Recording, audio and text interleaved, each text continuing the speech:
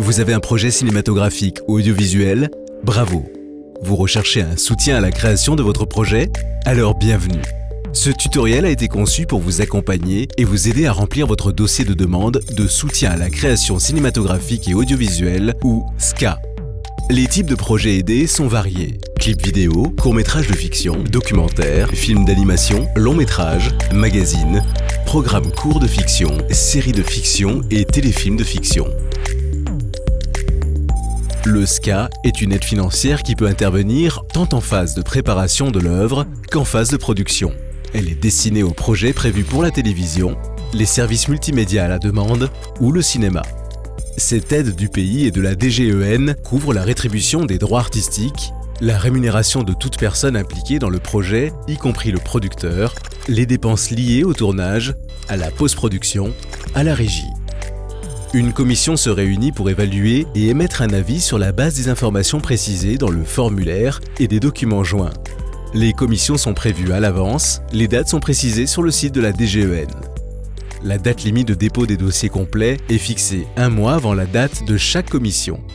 Avant de déposer votre dossier, vous pouvez l'ouvrir, le consulter, le compléter autant de fois que vous le souhaitez.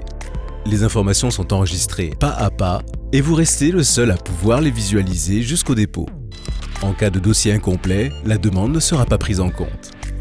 Avant de vous lancer, assurez-vous de pouvoir bénéficier du SCA. En effet, le dispositif ne s'applique pas par exemple aux films de commande à caractère publicitaire ou promotionnel ou encore aux captations de spectacles. La liste complète est disponible en ligne. Vous devez impérativement avoir un numéro Tahiti et un CABIS sous l'une des activités suivantes. La production de films et de programmes pour la télévision, la production de films pour le cinéma. Par ailleurs, le nombre de projets audiovisuels aidés au titre du SCA est limité à 4 par entreprise et par commission.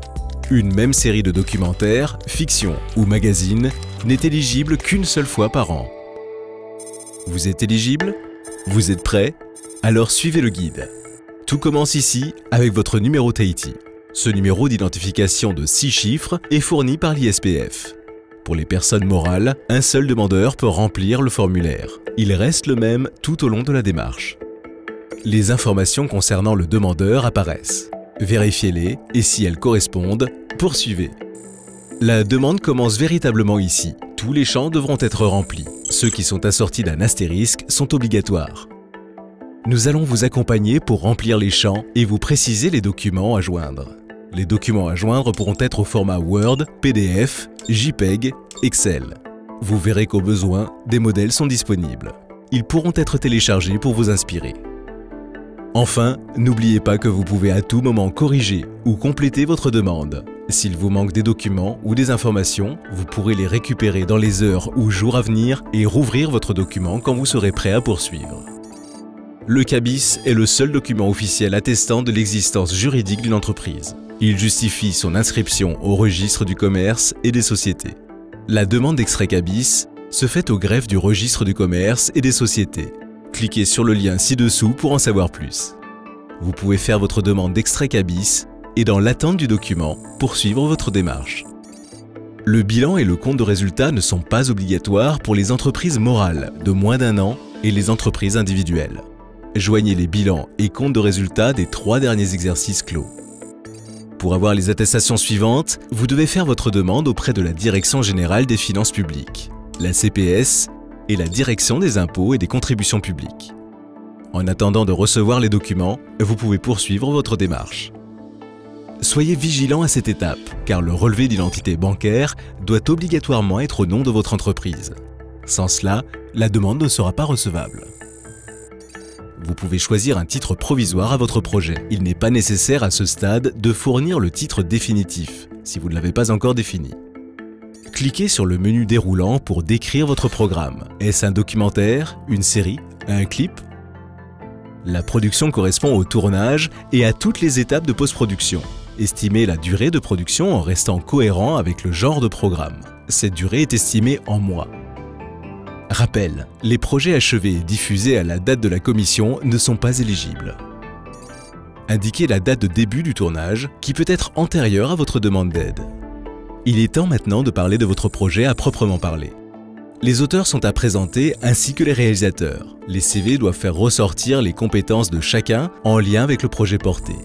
Il en va de même pour les personnes impliquées dans le projet, quelles que soient leurs compétences. Toutes ces informations, ainsi que la ou les lettres d'engagement et justificatifs diffuseurs, viennent conforter votre demande et lui donnent du poids.